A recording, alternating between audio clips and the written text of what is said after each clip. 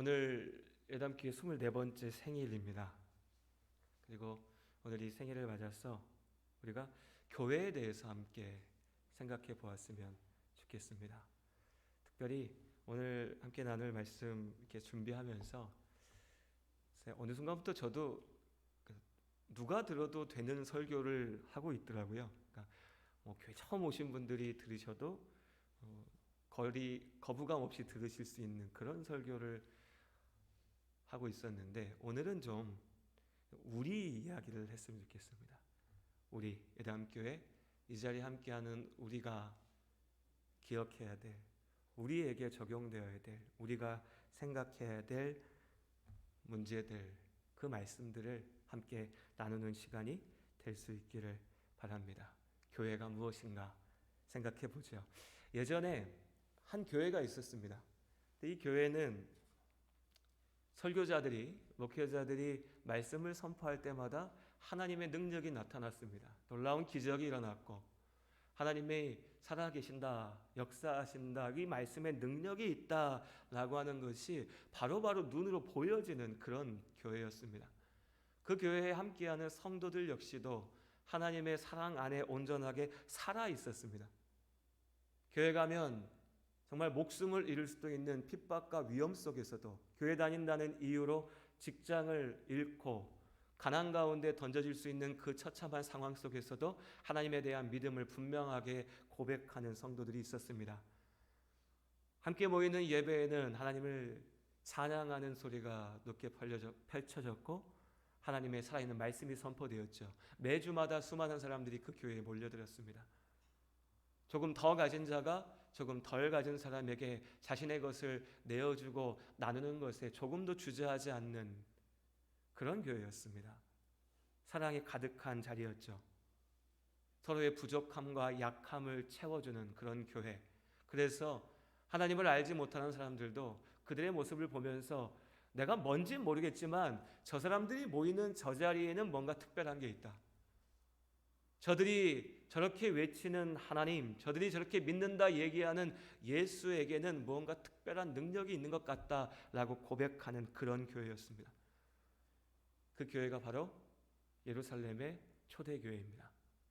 사도행전 4장, 2장에서 4장까지의 말씀에 묘사되어 있는, 그려지고 있는 예루살렘의 초대교회는 말 그대로 완벽한 교회, 이상적인 모습의 교회였습니다. 오늘 교회를 다닌다고 이야기하는, 예수 믿는다고 얘기하는 우리가 들어도 야, 그런 교회가 어딨어? 너가 지금 교회 나간 지 얼마 안 되니까, 이제 교회 처음 가니까 그 실상을 모르고 그 이면에 있는 모습을 모르고 그 속에 감춰져 있는 여러 가지 문제들을 못 봐서 그런 거지. 아, 너 이제 교회 처음 가서 정말 교회가 너한테 정말 좋구나, 그러니까 그렇게 얘기하지, 네가 그 속을 보면, 네가 진짜를 보게 되면 그렇게 말하지 못할 거야 라고 생각하는 것이 우리 현실이죠. 그런데 그런 교회가 분명히 이 땅 가운데 있었습니다. 오늘날까지도 많은 사람들이 초대교회의 이 아름다운 모습이 우리 가운데 다시 보여지기를 원하는, 소원하는 이유일 겁니다. 이 예루살렘 초대교회는 성령의 역사 가운데 나타난 비상적인 특별한 교회였습니다. 말 그대로 하나님께서 우리에게, 야, 너희가 교회로 모일 텐데 이것이 진짜 교회다, 너희가 앞으로 이루어야 될 교회의 모습이 여기에 있다라고 우리 앞에 보여주신 가장 분명하고 완전한 모델인 것이죠. 그것이 예루살렘의 초대교회였습니다. 그러나 이 교회도, 이 예루살렘에 처음 있었던 이 교회 역시도, 이 완전함도 이 아름다움도 영원하진 않았습니다. 사실 얼마 가지 못했죠. 사도행전 5장의 말씀에 보면 여러분들 아시는 아나니아와 삽비라의 이야기가 나옵니다. 이름이 중요한 건 아닐 겁니다. 꼭 이 부부가 아니었어도 다른 누군가를 통해서 분명하게 이 죄악이 교회 가운데 들어왔을 테니까요. 어쨌든 이 아나니아와 삽비라는 하나님을 믿는다고 고백하며 교회 안에 있었습니다. 하지만 어느 순간 내가 이 교회 가운데 더 인정받을 수 있는 일이 뭘까? 내가 저 사도들을 통하여 나타내는 능력을 통해 나의 유익을 찾을 수 있는 길이 무엇일까? 어느 순간 하나님이 아니라 교회가 아니라, 믿음의 공동체가 아니라 내가 보였습니다. 정확히 내 욕심이 보였죠. 세상에서 내가 이루고자 하는 나의 죄악된 성공이 보였습니다. 그리고 그들을 통하여 죄가 교회 안에 들어왔습니다. 마치 하나님께서 만드셨던 아담과 하와가 에덴 동산의 그 완전함을 누렸다가 그들이 죄 가운데 무너짐으로 에덴이 사라지고 온 세상이 죄악으로 말미암아 고통받게 된 것처럼, 이제 이 사건을 통하여 죄가 교회 안에 들어왔고, 그리고 교회는 더 이상 마냥 행복하고 마냥 기쁘고 마냥 즐거운 곳이 아니게 되었습니다. 물론 초대교회에는 이후로도 한참 동안 하나님의 놀라운 일들이 이루어졌고, 많은 믿음의 사람들이 하나님의 이름 앞에 예수 그리스도의 십자가의 복음을 지키기 위하여 목숨을 던져왔지만, 그러나 그럼에도 불구하고 또한 많은 문제와 아픔들이 있었습니다. 신약 성경을 보시면요, 여러분, 성경 어렵지 않잖아요. 신약 성경 어떻게 구성되어 있습니까? 마태, 마가, 누가, 요한복음은 예수님의 말씀, 예수님이 하신 일이고요. 사도행전은 초대교회에 있었던 역사, 이야기들입니다. 자, 그리고 나서 로마서부터 뒤에 이어지는 성경 대부분은요, 거의 다는 편지들이죠. 무슨 편지냐? 초대교회들 가운데 보내졌던 편지입니다. 사도 바울이, 그리고 베드로가, 야고보가, 요한이 남겼던 편지들이죠. 이들은 왜 편지를 썼습니까? 그 각각의 교회들 가운데 문제가 있었기 때문입니다. 아픔이 있었죠. 어디 교회에서는 부자와 가난한 자가 편이 나눠져서 싸웠습니다. 권력자와 권력 없는 자가 우리가 한 자리에 앉아서 같이 예배 못 드리겠다. 예배는 어떻게든 드리지만 내가 저렇게 수준 낮은 인간들하고 저렇게 천한 계급의 사람들하고 같이 밥 못 먹겠다. 싸움이 났습니다. 어떤 교회에서는 아무개 사도가 최고다. 아니다. 이 사람이 진짜다. 아니다. 우리가 쫓아가는 목자가 진짜다라고 얘기하면서 파가 나누어져서 싸웠죠. 유대인이 진짜다. 헬라인도 믿을 수 있다라고 말하면서 싸우는 교회들도 있었고요. 온갖 죄악으로 말미암아 무너지는 교회들도 있었습니다. 로마 교회, 갈라디아 교회, 에베소와 빌립보, 데살로니가, 성경에 등장하는 그 초대교회, 각각의 교회들마다 크고 작은 문제들, 갈등과 다툼과 아픔이 끊이지가 않았습니다. 오늘 우리가 경험하고 있는 것처럼요. 교회 밖에서는 교회에 대한 핍박이, 비웃음이, 조롱이, 예수 믿는다고 뭐가 나오냐, 예수 믿으면 널 죽이겠다는 사람들이 가득했고, 교회 안에서는 서로가 원망하고 미워하고 오해하고 갈등을 빚는 모습이 이어졌죠. 그 교회의 문제들을 해결하기 위하여 하나님께서 사도들을 통하여서 교회에 편지하게 하였고, 그 말씀들이 오늘 우리에게 하나님의 말씀으로 전해지고 있는 겁니다. 교회는 그렇게 믿음의 사람들에게 고민거리였습니다. 바울을 근심하게 했던, 믿음의 사도들을 가슴 아프게 했던 교회의 모습은 또한 지금 우리 앞에 펼쳐져 있는 이 땅 위의 교회, 멀리 찾을 것 없이 우리의 모습, 우리의 문제일 수도 있습니다. 우리 예담교회 지금 함께하는 이 자리에 계신 우리 모든 성도님들도, 교회 개척부터 지금까지 함께하는 분도 계시고 중간중간 오신 분들도 계시고, 이제 예담교회에 함께 예배드린 지 몇 달, 몇 주밖에 되지 않은 분들도 계시지만, 우리 각각의 성도님들이 경험해 오신 교회가 있습니다. 어떠신가요, 여러분? 그 교회가 여러분들에게 기쁨이었습니까? 축복이었습니까? 아니면 지금처럼 너무 어두운 표정으로만 보시면 예, 교회가 나에게 괴로움이었습니까? 사실 다죠. 다. 분명히 교회 가운데 내가 하나님을 만났고, 그렇기 때문에 너무 큰 기쁨과 감사가 있었고, 하지만 그 큰 기쁨과 감사도 잊혀질 만큼 아픈 순간들도 있었습니다. 고통스러운 순간이 있었죠. 서로가 서로에게 아픔이 되는 그런 일들이 분명히 우리 가운데 있었습니다. 그러니까 어떻게 됩니까, 우리가요? 하나님은 믿지만 교회는 신경 쓰고 싶지 않다. 우리 솔직히 우리 많은 분들 마음 아닙니까? 내가 그래도 예수를 만났고 예수님의 십자가의 은혜로 구원은 받았고 예수는 믿는데, 그러니 하나님 앞에 예배는 드려야 되는데,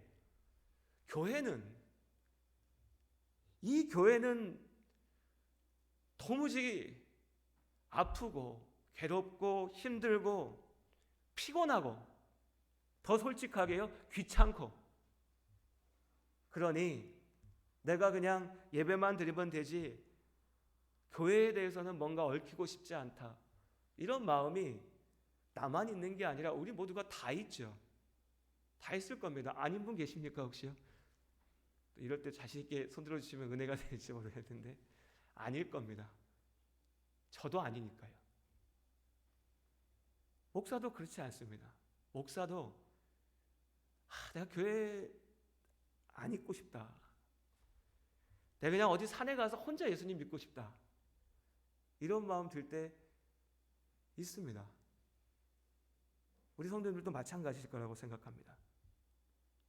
특히나 신앙생활 오래 하셨다고 하신 분들, 교회 안에서 참 많은 사람들을 만나왔죠. 교회라는 게 뭡니까 여러분? 예배당이잖아요. 건물은요. 교회는 우리가 교회죠. 사람이 교회입니다. 그러다 보니까 교회라는 것도 결국 사람들의 모임이죠. 서로 다른 많은 사람들이 함께 모여 있습니다. 세상에서도 우리 살아가면서 겪는 거 아닙니까? 야, 저 친구가 내 인생의 친구고 평생 갈 친구고 내가 의지할 수 있는 친구라고 그렇게 얘기했던, 자신했던 경우에 그런 사람들도 한순간에 언제 그랬냐는 듯이 뒤돌아서고, 돈이 얽히고 서로 간에 뭔가 갈등이 얽히고 시기와 질투가 얽히면 원수가 되기 십상입니다. 교회도 마찬가지죠. 서로 다른 사람이 모여서 함께 한다는 게 절대 쉽지가 않습니다. 꼭 미워해서가 아니더라도 나와 너무나 다른 저 사람의 말과 행동과 삶의 모습 하나하나가 나에게 상처가 되고, 또 상처받았다고 얘기하는 내가 저 사람에게 또 상처를 주고, 그렇게 사람들의 모임인 교회가 서로에게 아픔이 되고 어려움이 되죠. 그러니 시간이 지나다 보면 적당히 딱 적당히 나 교회는 다니는데 너무 많이 개입하지도 않고 적당히 거리 두고 예배만 드리고 그냥 그렇게 있는 게 좋다, 이걸 긴 믿음 생활의 지혜인 것처럼 말씀하신 분들도 계십니다. 할 수만 있으면, 해도 된다면 그러고 싶습니다. 요새 얼마나 좋습니까 여러분? 혼자 예배 드리는데 요즘처럼 좋을 일이 없어요. 집에서 영상 통해서 유명하다, 훌륭하다 얘기하는 좋은 목사님들 설교 들으면서 혼자 예배 드릴 수 있지 않습니까? 코로나 상황 속에서 누구도 그걸 뭐라고 하지 않습니다. 교회에 와서도 마찬가지죠. 어느 순간부터 교회가 일주일에 한 번, 주일에 교회에 나가서 목사님 설교 듣고 내가 기도하고 은혜 받고 돌아오면 되지, 이거면 충분하지, 이게 신앙생활이지 라고 생각하는, 이 생각들이 보편화된 상황 속에 우리가 지금 있습니다. 다시 말씀드리지만 할 수만 있으면, 그렇게 해도 된다면 저부터도 그렇게 하고 싶습니다.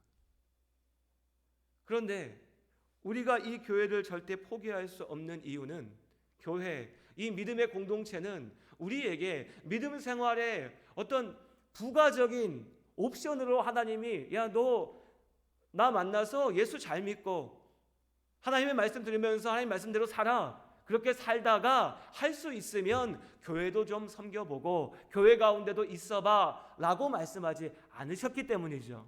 하나님께서 처음부터 우리를 교회로 부르셨습니다. 예수를 믿고 구원받았다 고백하는 우리가 내가 예수 믿으니까 내가 하나님 앞에 잘 설게요 라고 말하는 것에 그치지 않고요, 믿는 우리로 함께 하나님 앞에 예배하게 하셨죠. 믿는 우리가 함께 있는 이 자리가 하나님의 임재의 자리라고 말씀하십니다. 처음부터 예수를 믿는다라고 하는 그 고백 속에 교회는 함께하고 있는 겁니다. 그렇기 때문에 우리는 싫다고, 귀찮다고, 힘들다고, 괴롭다고, 아프다고 이 교회를 포기할 수가 없습니다. 하나님을 아버지라 부르는 모든 이들에게 칼빈의 말처럼 교회가 어머니가 되게 하셨고, 또한 믿음의 삶을 살아가는 모든 이들에게 교회가 하나님에 대해서 알아가고 배워가는 학교가 되게 하셨고, 예수의 이름으로 살겠다라고 도전하는 우리에게 이 교회가 소명의 자리가 되게 하셨습니다. 그렇게 우리가 교회로 함께하는 겁니다. 그래서 괴로운 거죠. 오늘 설교의 제목이 교회 나의 사랑 나의 고민입니다. 기억하실지 모르겠어요. 제가 옛날에 이 설교 제목의 이유를 말씀드렸던 적이 있는데, 제가 신학교 가기 전에 필립 얀시라고 하는 작가의 책을 읽었습니다. 근데 이 제목이었어요. 내용은 기억 안 납니다. 이 제목이 마음에 지금도 새겨져 있습니다. 교회가 나의 사랑이고 또한 나의 고민이다. 네덜란드에서 섬겼던 교회에 떠나면서 마지막으로 설교했던 제목도 이 제목이었고, 기억하실지 모르지만 7년 전에, 이제 8년 됐네요. 8년 전에 예담교회에 처음 와서 설교할 때 제목도 이 제목이었습니다. 교회가 나의 사랑이고 나의 고민이 된다는 거죠. 우리 예담교회 모든 성도님들도 같은 마음이시길 바랍니다. 같은 마음이시길 바랍니다. 고민에서만 끝나면 안 됩니다. 사랑해야죠. 사랑하니까 고민할 수도 있는 겁니다. 반대로 우리 교회 무슨 문제 있어? 너무 좋은데? 그렇죠. 예담교회요.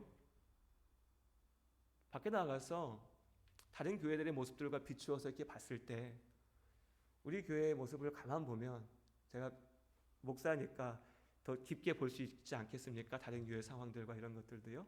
객관적으로 살펴보면 예담교회 참 평안한 교회입니다. 무슨 문제가 있습니까? 당회 회의하는데 5분이면 끝날 수 있는 교회 대한민국에 별로 없습니다. 장로님들, 우리 안수집사님들, 권사님들, 모든 성도님들, 젊은 목사가 와서 7년 동안 믿음의 소신대로 교회를 이끌어 나가는데 어떤 것도 반대하지 않으시고 믿음 안에 함께해 주신 모습들 너무 감사하죠. 예담교회처럼 평안하고 조용하고 좋은 교회 많지 않습니다. 하지만 우리 솔직하게, 그래서 교회 안에 문제가 없습니까? 그래서 우리의 교회 안에 아픔이 없습니까? 갈등이 없나요? 다툼이 없습니까? 그렇지 않죠. 지난 1년만 돌아봐도, 제가 돌아보면요, 지난 1년만 돌아봐도 기쁘고 감사할 제목들도 참 많았지만 정말 괴롭고 아프고 밤잠 이루기 어렵고 속상한, 하나님 도대체 왜 나를 이 자리에 두십니까? 라고 하는 말이 절로 나오는 그런 상황들도 많이 있었습니다. 우리 성도님들도 마찬가지셨을 겁니다. 그게 우리 앞에 놓여져 있는 이 교회죠. 이 교회 가운데 우리를 세우신 겁니다. 있게 하신 거죠. 그럼 뭡니까? 우린 뭘 갖고 고민해야 될까요? 힘드니까, 괴로우니까, 귀찮으니까 나 그냥 교회 안 가. 교회가 여기밖에 없어? 꼭 교회 가서 뭔가를 해야 돼? 꼭 교회 가서 사람들을 만나야 돼? 그냥 예배만 드리면 되잖아. 나만 기도하면 되잖아. 라고 생각할 수 있습니다. 그럼요. 우리 모두의 마음이 그렇습니다. 그런데 그건 우리의 출발점이 될 수가 없다는 거죠. 왜냐하면 하나님이 우리를 그렇게 부르시지 않으셨으니까요. 그렇게 도망가 버리면, 그렇게 피해가 버리면, 그렇게 내 생각을 쫓아가 버리면 결국 둘 중 하나입니다. 내가 어느 순간 내 믿음을 잃고 하나님을 떠나게 되든지, 아니면 돌아다니면서 온 교회를 다니면서 분란을 만들든지. 우리의 고민의 시작은요, 하나님이 나를 부르신 이 자리에서 내가 어떻게 하나님께서 맡기신 소명을 다할까, 이것이어야 됩니다. 교회를 보고 판단하며 이러니까 안 되고 저러니까 안 되고, 물론 오늘 대한민국에 우리 앞에 교회답지 못한 교회들 분명히 있습니다. 강단에 서면 안 될 목사들 분명히 있죠. 오늘 지금 그런 것을 얘기하는 게 아니지 않습니까?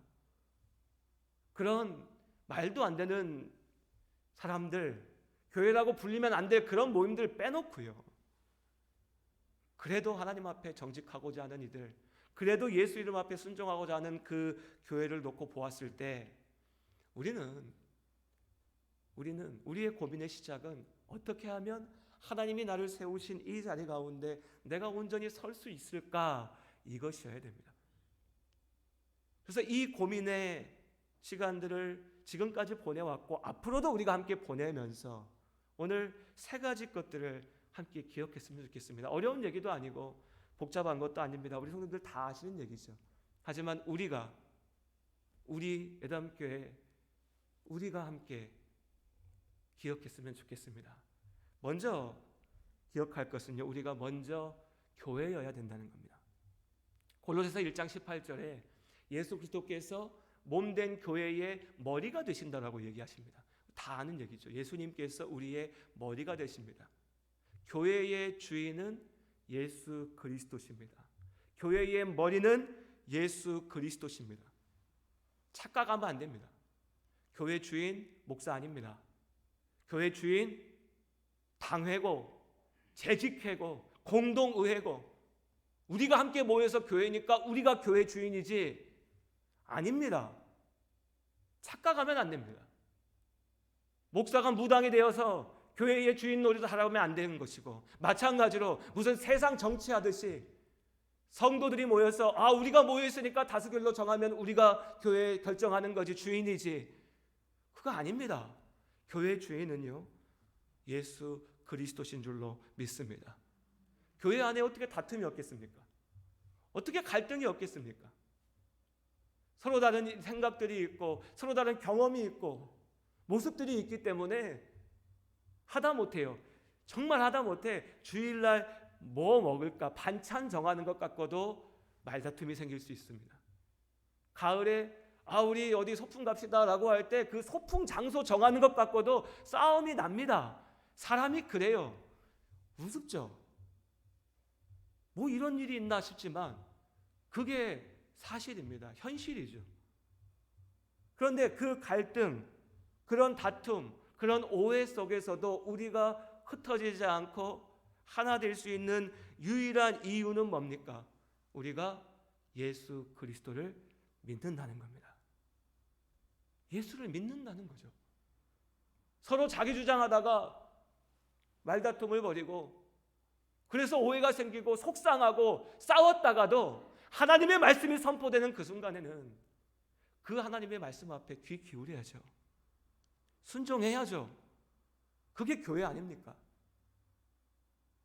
제가 오늘날까지 설교자로 강단했으면서 내가 정말 부족하고 모자라고 못났고 우리 성도님들이 내 이런 모습 다 알고 보면 어떡하나 걱정될 때도 있지만 한 가지만은 붙잡고 지키려고 하는 게 뭔지 아십니까? 강단에서 하나님 말씀만 선포해야지.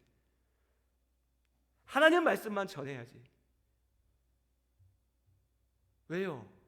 분명히 싸움 날 거거든요. 제가 교회에서만 40년 넘게 살았습니다. 분명히 다툼이 있거든요. 갈등이 없을 수가 없습니다. 그런데 그때 그래도 우리 목사님이 강단에서 선포하는 저 말씀은 사람의 소리가 아니라 하나님 말씀 얘기하시는 거지 라고 하는 최소한의 믿음은 있어야 뭔가 회복이 되지 않겠습니까? 그게 그렇게 안 들리면요, 목사님도 똑같이 뭐 저 앞에서 자기 하고 싶은 얘기 하는 건데 이제 교회가 의지할 데가 없는 겁니다. 정말 목숨 걸고 저는 내가 무슨 생각이 들어도 하나님 말씀 전해야겠다. 그럼 우리 성도님들은 어떤 마음으로 교회 가운데 계십니까? 내 주장, 내 생각, 내 감정, 목사님 내가 너무 화가 나서 못 참겠어요. 그럴 수 있죠. 그럼요. 그럴 수 있습니다. 하지만 그때라도 하나님의 말씀 앞에서만은 무릎 꿇어야 성도인 겁니다. 내가 막 가슴이 터져서 견딜 수 없는 그 순간에라도 내가 그래서 당장은 하나님 말씀대로 다 할 수 없지만 순종할 수 없지만 어떻게 사람이 그렇게 하겠습니까? 하지만 그래도 이것이 하나님의 뜻이고 하나님의 말씀이라는 것만은 인정하고 붙들고 순종할 수 있어야 그래야 예수 믿는 사람이죠. 그리고 그렇게 예수 믿는 사람이 모여 있는 곳이 교회인 겁니다. 그래서 우리가 교회를 생각할 때 가장 먼저 기억해야 될 건요, 내가 예수 믿는 사람이어야 된다는 겁니다. 우리 성도님들 예수 믿으십니까? 예수 그리스도의 복음을 믿으십니까? 이게 없으면 다 쓸데없는 겁니다. 교회에 이런저런 프로그램을 세우고 즐거운 일을 만들고 그래 사람들을 모으고 다 할 수 있습니다. 그럼 무슨 의미가 있습니까? 그 안에 예수가 없으면, 예수 그리스도의 복음이 없으면, 예수 믿지 않으면 다 쓸데없는 겁니다. 반대로 내가 예수를 믿기에 교회가 의미가 있고, 내가 예수를 믿기에 이 교회를 지켜야 되는 겁니다. 그래서 우리 성도님들께 꼭 부탁드리고 싶습니다. 하나님 앞에 정직하게 내가 예수를 믿는지 고백하십시오. 그래서 내가 물론 못났지만, 부족하지만, 그럼요, 다 마찬가지죠. 그래도 내가 예수님 믿습니다, 그래도 내가 예수님의 십자가가 뭔지 알고 그걸 붙잡습니다 라고 고백한다면, 그때 교회를 놓고 무언가 주장도 하시고 의견도 내시고 교회를 위해서 헌신도 하시고 나서십시오. 그렇게 하셔야 됩니다. 하지만요, 내 안에 예수에 대한 믿음이 없다면 여러분, 그때는 다른 모든 건 중요한 게 아닙니다. 예수 믿어야죠. 예배당이 어쩐데, 교회가 어쩐데, 목사님 설교가 어쩐데, 이거 다 부질없는 소리입니다. 내가 예수를 믿지 않으면서 그게 무슨 의미가 있습니까? 오히려 그렇게 제대로 예수 믿지 않은 사람이 교회 안에 있었던 시간이 길어졌다고 해서 집사가 되고 권사가 되고 장로가 되고 또 심지어 목사가 됐을 때에 그들로 인하여서 교회가 상처받고 무너지고 아파하게 되는 겁니다. 그러니 분명히 부탁드립니다. 권면합니다. 먼저 예수를 믿는 성도가 될 수 있기를 원합니다. 예수를 믿으십시오. 거기서부터입니다. 내가 예수 믿는 겁니다. 그리고 두 번째로 부탁드리고 싶은 건 어려운 얘기 아닙니다. 우리가 좀 더 사랑하자는 겁니다. 사랑하자. 기억하실지 모르겠어요. 제가 예담교회 처음 오고 나서 제 기억에 그래요. 한 1, 2년 동안 계속 설교할 때 주제가 사랑하자였습니다. 기억하십니까? 그때부터 계셨던 분들, 사랑하자. 왜 그랬는지 모르겠습니다. 하나님이 그런 마음 주셨어요. 지금 우리는 다른 거 다 필요 없고 사랑해야 된다. 우리가 서로 사랑할 줄 알아야 교회가 교회답게 되는 거지. 말씀, 은혜, 기적, 능력, 전도 다 필요 없다. 우리 사랑하자. 기억하실 겁니다. 정말 사랑하자 매주 외쳤습니다. 어느 순간부터 자연스럽게 그 말씀이 멈추더라고요. 다른 말씀들로 전하였습니다. 개인적으로 정말 그렇게 생각합니다. 하나님이 가장 필요한 때에 필요한 말씀 전하게 하셨구나. 그런데 얼마 전부터 다시 기도하고 말씀 준비하고 할 때 하나님 그런 마음 주시더라고요. 너희가 더 사랑해야 되지 않겠냐? 더 사랑해야 되지 않겠냐? 물론 우리 성도님들 한 분 한 분, 우리 예담교회 성도님들 참 조용하시죠? 정적이시죠? 안 그런 분 계십니까? 내가 막 참고 있습니다.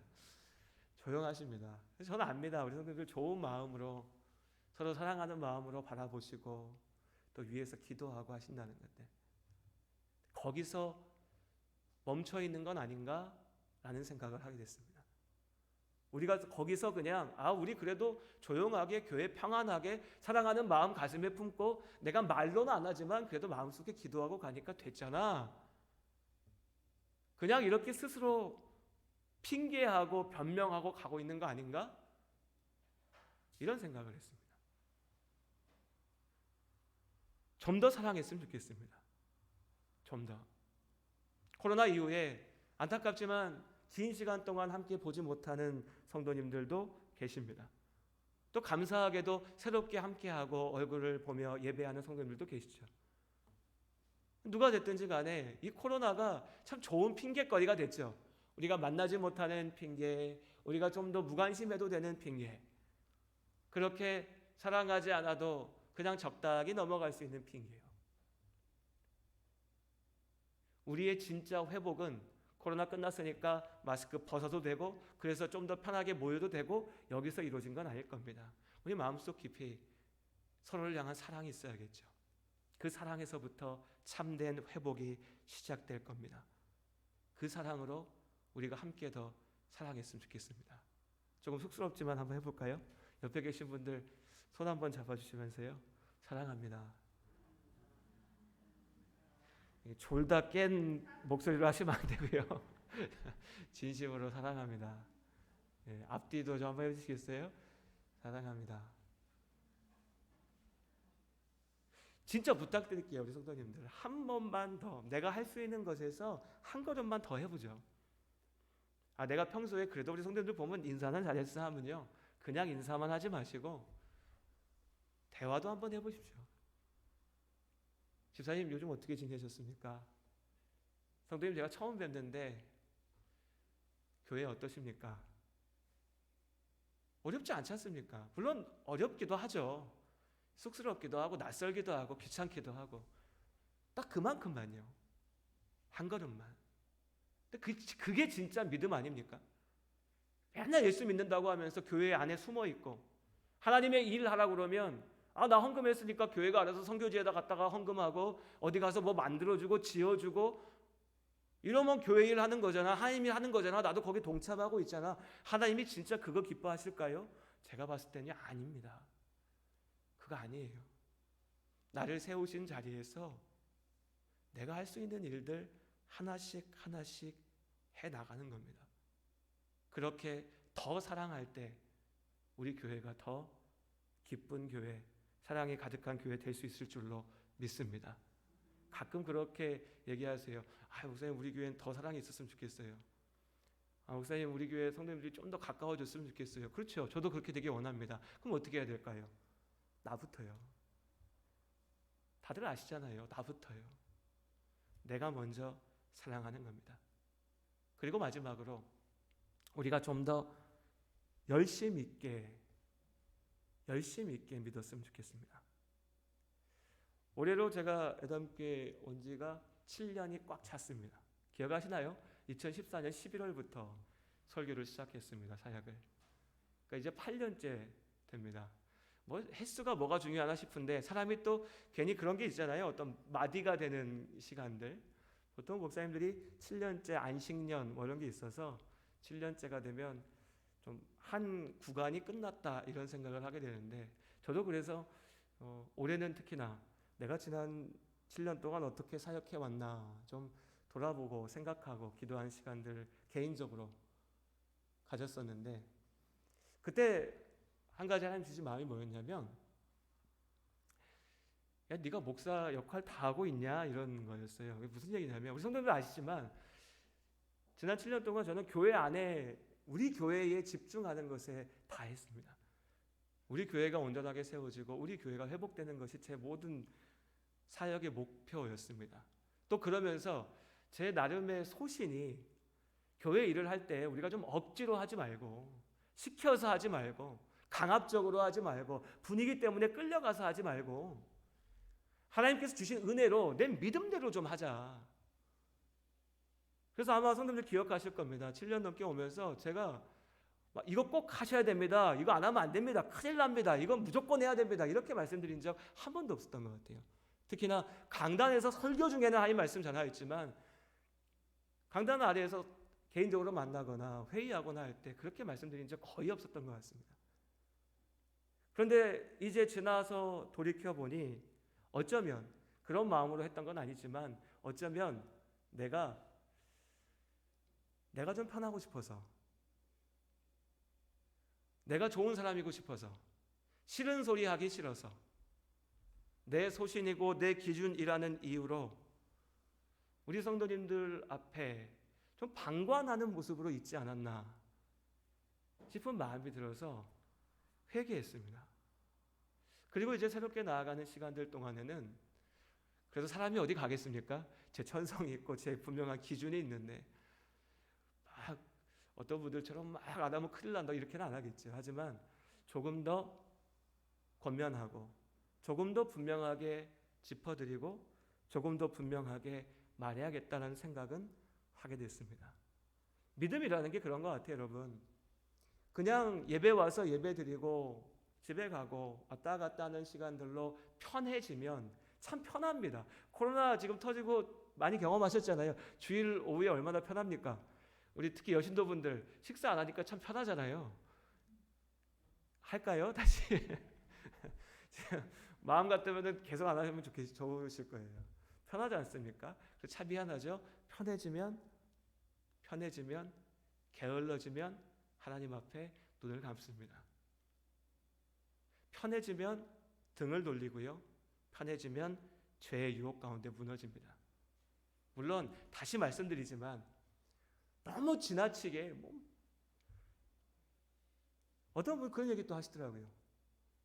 내가 토요일, 일요일 계속 교회만 있고, 우리 성도님 아니신데 다른 교회 다니는 성도님 우연히 만나는 얘기를 했는데, 월요일 아침에 눈을 뜨면 너무너무 힘들고 피곤하고 괴롭다고. 그건 잘못된 거죠. 그건 아닙니다. 그건 절대로 아닙니다. 하지만 우리가 하나님 앞에 정직하게 내가 예수 믿는 사람으로서 나에게 주신 은사를 가지고서 그 모든 열심을 다하고 있는가?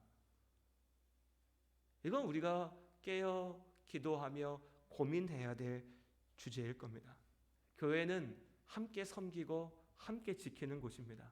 이제 다음 달부터 코로나가 좀 완화되어서 사회적 거리두기가 완화되면 교회의 모임들이나 여러 가지의 것들이 다시 회복되어져 갈 겁니다. 또 연말이니까 내년에 사역을 준비하면서 직분자가 세워지고 여러 가지 재직들이 정해질 겁니다. 그 모든 시간들 동안 다시 더 구체적으로 말씀드리겠지만 우리 성도님들 교회의 구경꾼으로 남아있지 마시기를 주님의 이름으로 당부드립니다. 함께 지키는 겁니다. 함께 세우는 거고요. 목사 교회 아닙니다. 장로님들 교회 아니고요. 내 교회입니다. 하나님께서 나에게 맡기신, 나로 지키게 하신, 나로 하여금 세우게 하신 교회인 겁니다. 그 교회 가운데 하나님께서 주신 그 믿음의 중심을 가지고 열심을 다하는 우리가 될 수 있기를 원합니다. 마지막으로 빌립보서 2장 1절부터 4절까지 말씀을 함께 읽겠습니다.